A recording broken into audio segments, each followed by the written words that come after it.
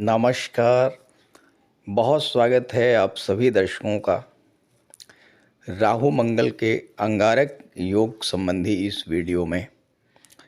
23 फरवरी 2026 को बहुत ही बड़ी ज्योतिषी घटना घटित होने जा रही है, जो लगभग 1.5 वर्ष बाद ही हमारे जीवन में घटित होती है, और वो है मंगल राहु का अंगारक योग बनना। 23 फरवरी को पराक्रम, साहस, शौर्य और ऊर्जा के कारक ग्रहों के सेनापति मंगल राशि परिवर्तन करेंगे, और राशि परिवर्तन करके जैसे ही कुंभ राशि में गोचर करेंगे, मंगल राहु का अंगारक योग बन जाएगा। मंगल हैं अग्नि तत्व ग्रह और राहु हैं वायु तत्व ग्रह। मंगल हैं अग्नि और राहु हैं धुआं। जब मंगल राहु की ऊर्जाओं का मिलन होता है तो एक ऐसी विस्फोटक ऊर्जा का निर्माण होता है जिसे ज्योतिष शास्त्र में अंगारक योग की संज्ञा दी गई है।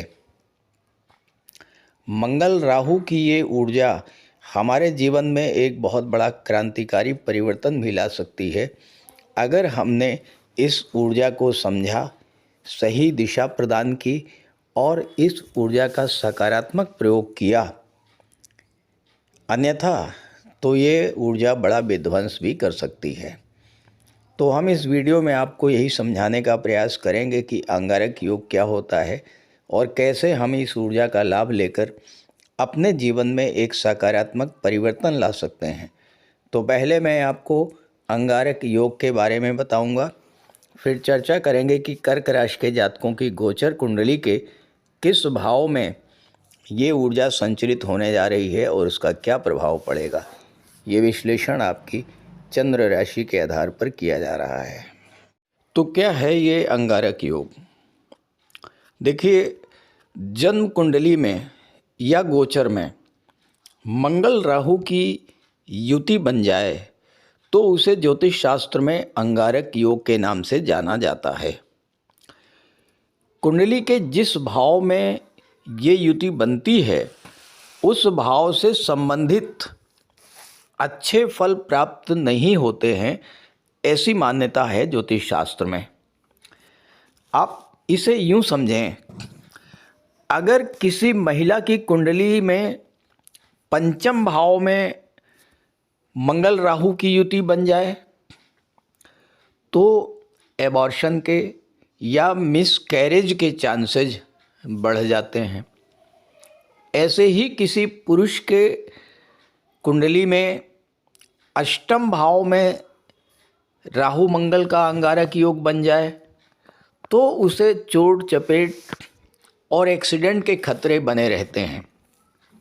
लेकिन सब कुछ नेगेटिव ही नहीं है, बहुत कुछ पॉजिटिव भी है। अगर आपने मंगल और राहु की इस ऊर्जा को समझ लिया और इसको सही तरीके से प्रयोग कर पाए तो। देखिए, मंगल हैं काल पुरुष की ऊर्जा और राहु क्या हैं? राहु हैं असीम विस्तार। लेकिन ये जो विस्तार है, ये जो एक्सपेंशन है, ये नॉर्मल नहीं होगा, ये एबनॉर्मल एक्सपेंशन होगा। जैसे किसी बच्चे की कुंडली में अगर ये युति बन जाए और उसके जीवन में राहु की या मंगल की दशा गतिमान हो तो वो बच्चा हाइपर एक्टिव हो सकता है। कभी कभी ये युति व्यक्ति के अंदर अत्यधिक चिंता, तनाव और बेचैनी भी उत्पन्न कर देती है। लेकिन इसका सकारात्मक पहलू भी है। इस कॉम्बिनेशन को सूर्य, शनि या गुरु का सपोर्ट मिल जाए तो ऐसा जातक बड़ा से बड़ा कार्य, बड़े से बड़ा चैलेंज एक्सेप्ट भी करता है और उसे पूरा भी करता है। अब अगर इसी कॉम्बिनेशन को शुक्र का सपोर्ट मिल जाए, यानी नवम पंचम का योग बन जाए, त्रिकोण का संबंध बन जाए, तो व्यक्ति को बहुत शानदार प्रॉपर्टी का मालिक बना देता है। लेकिन अगर इसका संबंध अष्टम भाव से बन जाए तो प्रॉपर्टी से रिलेटेड बड़े विवाद भी उत्पन्न हो जाते हैं। अब ये कॉम्बिनेशन किसी महिला की कुंडली में बन जाए और उसका संबंध चंद्रमा से बन जाए, यानी चंद्रमा त्रिकोण पर हो या नवम पंचम का योग बने, तो ये उसके नेचर को अत्यधिक इम्पल्सिव बना देगा। सूर्य के साथ नवम पंचम का योग बन जाए तो व्यक्ति को जिद्दी, क्रोधी, अहंकारी और इगोइस्ट बना देता है। इस तरह के तमाम प्रभाव देखने को मिलते हैं इस अंगारक योग के बनने पर। और अब मैं आपको समझाऊंगा कि गोचर में इसका क्या प्रभाव आपके जीवन पर पड़ेगा। तो ये है कर्क राशि के जातकों की कुंडली। मंगल का गोचर आपकी कुंडली के अष्टम भाव में है और यहाँ पर राहु के साथ मंगल राहु का अंगारक योग बन रहा है। राहु मंगल, राहु एंड मार्स ये 8th हाउस में बैठे हैं। मंगल यहाँ पर पंचम भाव के और दशम भाव के स्वामी होकर अष्टम में गोचर करेंगे और मंगल की चौथी दृष्टि 11वें भाव पर, 7वीं दृष्टि धन भाव पर और 8वीं दृष्टि पराक्रम भाव पर पड़ेगी। यहाँ पर राहु मंगल के साथ थोड़े समय के लिए सूर्य, बुध और शुक्र का भी गोचर होगा। शुक्र एकादश के स्वामी हैं, बुध 12वें भाव के स्वामी हैं और सूर्य धन भाव के स्वामी हैं। तो पंचग्रही योग भी बनेगा अष्टम भाव में और गुरु की दृष्टि भी मंगल पर पड़ेगी। 8वां भाव कुंडली का सबसे खराब भाव माना जाता है, इसमें कोई दो राय नहीं है। लेकिन कुछ बातें ऐसी हैं जो आपको इस समय बहुत ज़्यादा सपोर्ट करेंगी। पहली बात, मंगल 8वें भाव में बैठे हैं और मंगल की दृष्टि एकादश भाव पर पड़ रही है और एकादश भाव के स्वामी शुक्र मंगल के साथ बैठे हैं। अचानक धन लाभ का बड़ा योग बनने जा रहा है। ये आकस्मिक धन लाभ आपको रियल एस्टेट से हो सकता है, क्योंकि शुक्र चौथे भाव के भी स्वामी हैं। प्रॉपर्टी से हो सकता है, इंश्योरेंस के क्षेत्र से हो सकता है, मार्केटिंग से हो सकता है, प्रॉपर्टी डीलिंग से हो सकता है, या फिर मंगल पंचम के भी स्वामी हैं, शेयर मार्केट से भी हो सकता है। कहीं न कहीं से अचानक बड़ा धन लाभ होने का योग बन रहा है इस गोचर काल में। दूसरी बात, धन भाव के स्वामी सूर्य मंगल के साथ बैठे हैं। दूसरा भाव धन का भी होता है, पैतृक संपत्ति का भी होता है और सूर्य की दृष्टि सूर्य स्वयं मंगल के साथ बैठे हुए हैं और अपनी ही राशि को देख रहे हैं। गुरु 12वें भाव में बैठे हैं जो कि कोर्ट कचहरी को दर्शाता है। प्रॉपर्टी को लेकर के कोई लीगल मैटर इस समय अगर आपके जीवन में गतिमान है, प्रॉपर्टी को लेकर के कोई बड़ा विवाद अगर चल रहा है लंबे समय से, इस समय राहु मंगल की ऊर्जा का संचार अष्टम भाव में है। अचानक से आपको पैतृक संपत्ति का लाभ मिल सकता है। कोई कोर्ट कचहरी का matter all of sudden sort out हो सकता है, आपको सफलता मिल सकती है। पांच पांच ग्रहों की ऊर्जा अष्टम भाव में है और आठवां भाव वो भाव होता है जो आपके अंदर एक बड़े बदलाव की क्षमता प्रदान करता है।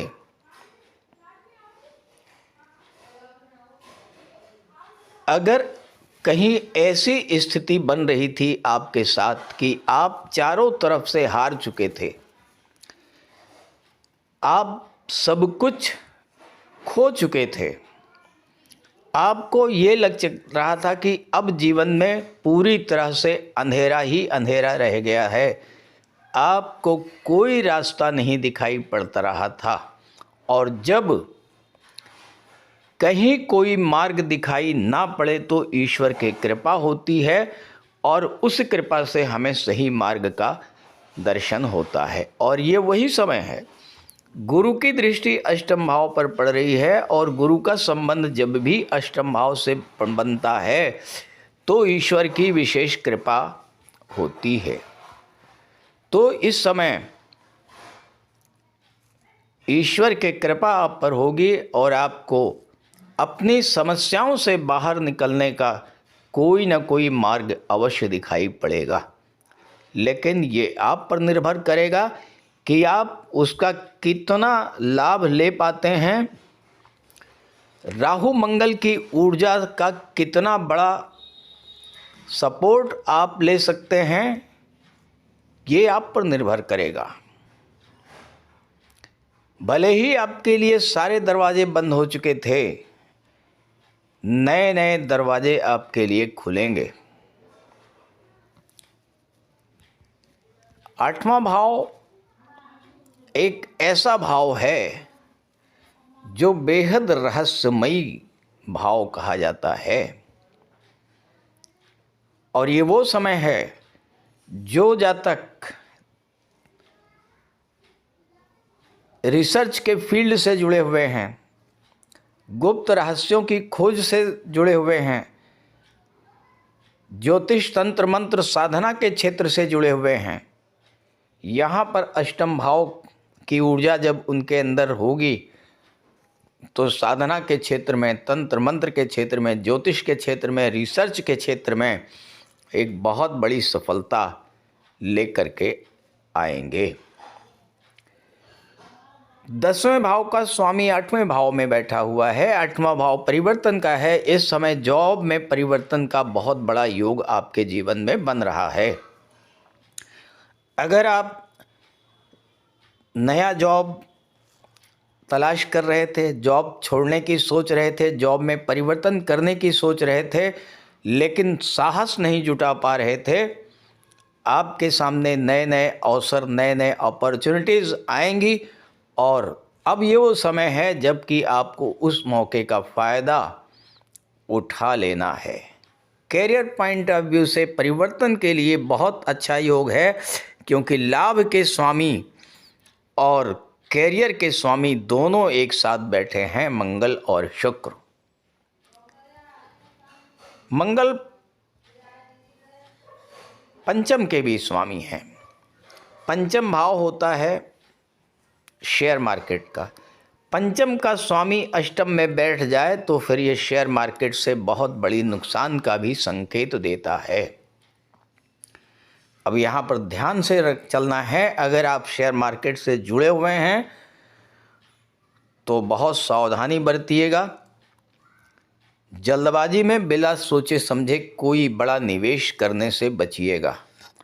और जैसा मैंने शुरू में बताया है कि अष्टम में राहु मंगल अगर बैठे हों तो स्वास्थ्य संबंधी समस्याएं, चोट चपेट, एक्सीडेंट की घटनाएं ये सब घटित होती हैं, इनसे भी बचिएगा। और चूंकि पंचम का स्वामी अष्टम में बैठा है, जो गर्भवती माताएं हैं उन्हें भी विशेष सावधानी बरतनी होगी। यहाँ पर 12वें भाव से भी संबंध बन रहा है। 12वें भाव के स्वामी बुध हैं, जो कि अष्टम में बैठे हुए हैं राहु और मंगल के साथ। 12वां भाव विदेश का होता है। मंगल मेडिकल और सर्जरी के कारक हैं, टेक्नोलॉजी के कारक हैं। बुध जो है communication power IT sector, internet, social media, इन सब के कारक हैं और इनका संबंध 12वें भाव से यानी विदेश से बन रहा है। तो जो लोग मेडिकल, सर्जरी, आईटी सेक्टर से जुड़े हुए हैं वो विदेश जाने का भी बहुत अच्छा योग उनके लिए बन रहा है। गुरु बैठे हैं 12वें भाव में और अपनी ही राशि को देख रहे हैं छठे भाव को। छठा भाव होता है नौकरी का। विदेश में, विदेशी कंपनी में, किसी मल्टीनेशनल कंपनी में अगर आप जॉब की तलाश में हैं तो उसके लिए भी ये समय बेहद सफलता का रहेगा। एक बात और, राहु, शुक्र, बुध तीनों अष्टम में हैं और तीनों की दृष्टि पड़ रही है धन भाव पर। मंगल की दृष्टि पड़ रही है तीसरे भाव पर। धन तीसरे भाव की चीज़ों से आ सकता है, संचार माध्यमों के द्वारा, ऑनलाइन प्लेटफॉर्म के द्वारा, सोशल मीडिया के द्वारा आपको धन की प्राप्ति हो सकती है। यहाँ पर बुध जो कि तीसरे भाव के स्वामी हैं वो 8वें भाव में राहु मंगल के साथ बैठे हैं।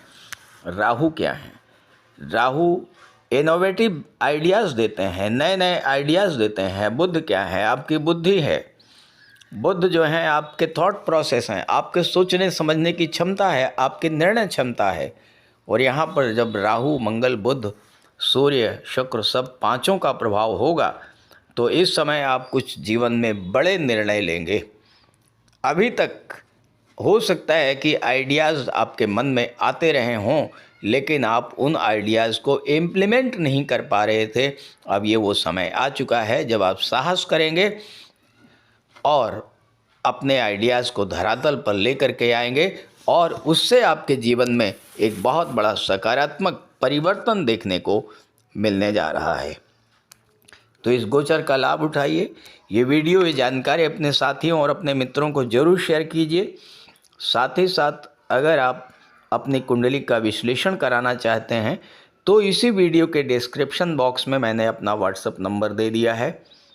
उस नंबर के अलावा किसी और अनजान नंबर पर, कमेंट बॉक्स में दिए गए किसी नंबर पर भूल करके भी कांटेक्ट मत कीजिएगा। और मैं स्क्रीन पर अपना व्हाट्सएप नंबर लिख दे रहा हूँ, इसे आप नोट कर लीजिए और इसी नंबर पर कांटेक्ट कीजिएगा 9058144128। तो इसी नंबर पर कांटेक्ट कीजिएगा। नमस्कार।